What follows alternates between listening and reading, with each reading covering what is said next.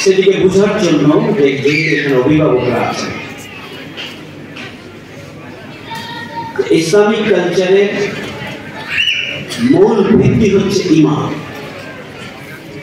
এবং এর গুরুত্বপূর্ণ তিনটি উপাদান। তার একটি হচ্ছে যে একত্ববাদ, এরপরে রিসালাত,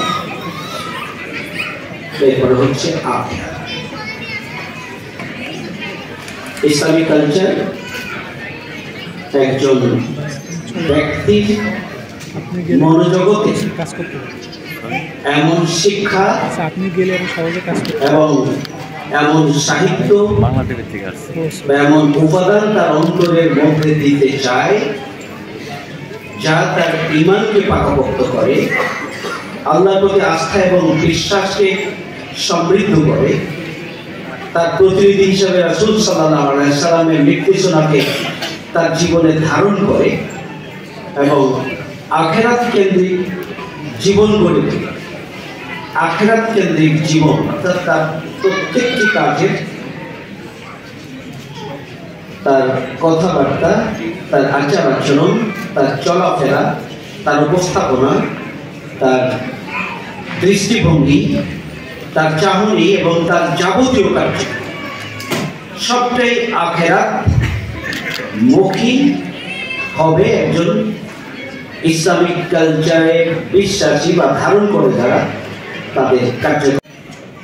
দেখেন যে আমরা অনেক সময় আজকের যে কবিতা অথবা কবিতা আবৃত্তি প্রতিযোগিতা সংস্কৃতি বাহন, তাহলে যখন আমরা এই কবিতা, এই নাটক, এই গান, এই প্রতিযোগিতা, এই সাহিত্য, এই চর্চা, এই মাধ্যমগুলোকে, বাহনগুলোকে যখন আমরা মানুষের নৈতিক বিকাশের জন্য, চরিত্রের বিকাশের জন্য, ইতিবাচকতা দিয়ে সমৃদ্ধ করে যখন আমরা এই সব বাহনগুলোকে উপস্থাপন করতে পারবো, তখন সেটি ইসলামী সংস্কৃতির উপস্থাপনা হবে। চরিত্রকে ধ্বংস করা হচ্ছে, অশ্লীলতা এবং বেহায়াপনা হচ্ছে তার বাহন, নাস্তিকতাবাদিতা হচ্ছে তার দৃষ্টিভঙ্গি বা চেতনা। বস্তুবাদী দৃষ্টিভঙ্গিকে ধারণ করে, সেই চিন্তাকে লালন করে তার যে সামগ্রিক কার্যক্রম হবে, এই কার্যক্রমটা কখনোই ইসলামী সংস্কৃতির বাহন করতে পারে না। আজকে সংস্কৃতির বাহনগুলো মূলত ইসলাম বিরোধী, পাশ্চাত্য বস্তুবাদী এবং নাস্তিকবাদী চিন্তা এবং দর্শনের ভিত্তিতেই বর্তমান পৃথিবীর এই কালচার গড়ে উঠেছে, সংস্কৃতি গড়ে উঠেছে। এখান থেকে বাংলাদেশকে মুক্ত করতে হয়। বাংলাদেশের 90% মানুষ মুসলমান, তারা আল্লাহর প্রতি ঈমান এবং বিশ্বাস রয়েছে, রাসূলকে তারা নেতৃত্ব মানে, আখিরাতে তারা বিশ্বাস করে, অথচ তাদের জীবন আচার, অথচ কালচারের যে উপস্থাপনার মাধ্যমগুলো, বাহনগুলো, এগুলো তার ঈমানের সাথে সাংঘর্ষিক, ঈমানের সাথে কোনোভাবেই এটি যায় না, তার চিন্তা দর্শনের সাথে যায় না। একজন মুসলিম, একজন ঈমানদার তার ঈমানের সাথে সাংঘর্ষিক, এটা কোনোভাবেই তার সাথে যায় না। কিন্তু আমাদের সন্তানরা আছে সেই কার্যক্রমের সাথে সম্পৃক্ত।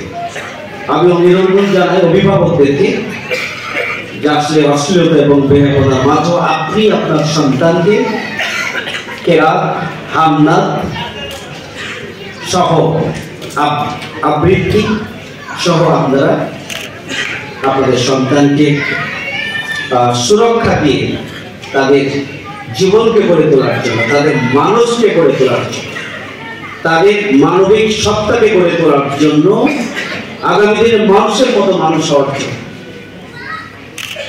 আপনারা তাদেরকে ইসলামিক কালচারাল কার্যক্রমের সাথে সম্পৃক্ত করে আপনারা তাদেরকে প্রতিযোগিতায় ফিল্ড থেকে তুলে এনে একটা মহানগরী ভিত্তিক একটা প্রতিযোগিতায় আপনার সন্তানরা এখানে এসেছে, আপনাদের সেখানে ভূমিকা আছে, তৎপরতা আছে, প্রচেষ্টা আছে, আল্লাহ রাব্বুল আলামিন সেটি যেন কবুল করেন।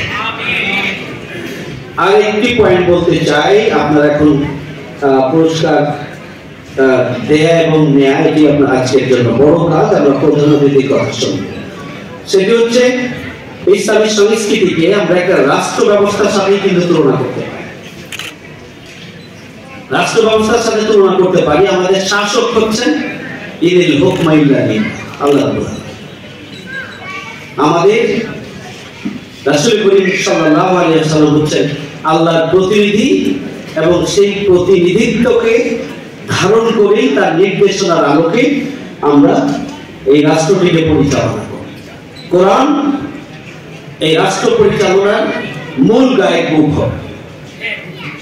তাহলে আল্লাহ রাসূল এবং কোরআন হচ্ছে সংবিধান বা রাষ্ট্র পরিচালনার মূল দিক। এবং এর মধ্য দিয়ে যেমনি ভাবে একজন মানুষ আল্লাহর শ্রেষ্ঠ সৃষ্টি হিসাবে তার মর্যাদা সংরক্ষণের জন্য ভূমিকা পালন করবে, এবং এর মধ্য দিয়ে যেমনি ভাবে রাষ্ট্র একটি সুখী সমৃদ্ধশালী রাষ্ট্রে পরিণত হবে, ঠিক আমরা যদি পিছন থেকে বিবেচনা করি যে আল্লাহ রাসূল, কোরআন এবং মানব জাতি তার মর্যাদা সংরক্ষণের জন্য এই তিনটিকে ধারণ করে যদি মর্যাদা সংরক্ষণের জন্য ভূমিকা পালন করে, তাহলে এই কালচার যে একটা সামগ্রিক রাষ্ট্র ব্যবস্থার সাথে তুলনীয়, তাহলে এমন একটা মানে ভিত্তি সমাজে গড়ে উঠবে যেখানে সুখী সমৃদ্ধশালী একটি নতুন সমাজ নির্মাণ করা সম্ভব। সুতরাং আমাদেরকে কালচারকে ভালোভাবে বোঝা দরকার এবং তার আলোকে আমাদের নিজেদেরকে গড়ে তোলার জন্য ভূমিকা পালন করা দরকার। সবশেষ কথা বলতে চাই যে আজকে নতুন বাংলাদেশে আমাদের যে কালচারাল মিনিস্ট্রি, সেখানে পাশ্চাত্য কালচারের দোসর, ফ্যাসিবাদের দোসররা এখনো সেখানে তারা জেগে বসে আছে। যদি নতুন সভ্যতা নির্মাণ করতে হয়, যদি নতুন বাংলাদেশ গড়ে তুলতে হয়, যদি সৎ এবং যোগ্য নেতৃত্বের মাধ্যমে আগামী দিনে নতুন বাংলাদেশকে দুর্নীতিমুক্ত করতে হয়, বসবাসের উপযোগী মানবিক বাংলাদেশ গড়ে তুলতে হয়, তাহলে আমাদের এই কালচারাল অঙ্গন থেকে ফ্যাসিবাদের দোষকদেরকে সরানোর কোনো বিকল্প নেই। এই জন্য রাষ্ট্রকে ভূমিকা পালন করতে হবে, অন্তর্বর্তীকালীন সরকারকে ভূমিকা পালন করতে হবে। আজকের এই মহৎ অনুষ্ঠান থেকে আমি অনুরোধ করব, অভিভাবক যারা রয়েছেন নিজ নিজ অবস্থানে থেকে এবং আপনারা যারা সমাজের গুরুত্বপূর্ণ দায়িত্ব রয়েছেন তাদের প্রতি অনুরোধ করব, ইসলামিক কালচারাল প্রোগ্রাম ব্যাপকভাবে বাড়িয়ে দেওয়া দরকার। প্রতিযোগিতাগুলোকে ব্যাপক ভিত্তিক বৃদ্ধি করে দেওয়া দরকার। প্রতিযোগিতার পাশাপাশি পুরস্কারের মান আরো বৃদ্ধি করা প্রয়োজন এবং ইসলামী সংস্কৃতির বিকাশের জন্য রাষ্ট্রীয় উদ্যোগে, একটি মানবিক বাংলাদেশ গড়ে তোলার জন্য রাষ্ট্রীয় উদ্যোগে ইসলামিক কালচারাল একটা প্ল্যাটফর্ম গড়ে তোলে আগামী দিনে মানবিক বাংলাদেশ গড়ে তোলার জন্য উপযুক্ত মানুষ গড়ে তোলা দরকার। সেই জন্য আমাদের সাহিত্য সাংস্কৃতিক কেন্দ্র যে উদ্যোগ নিয়েছে, ইনশাআল্লাহ এই উদ্যোগ উত্তরোত্তর আরো সমৃদ্ধ হচ্ছে। আগামী দিনে আরো বড় পরিসরে বড় কোনো অনুষ্ঠানের মাধ্যমে এই ধরনের প্রতিযোগিতার পুরস্কার বিতরণী হবে ইনশাআল্লাহ। সেই জন্য আপনারা আগামী দিনে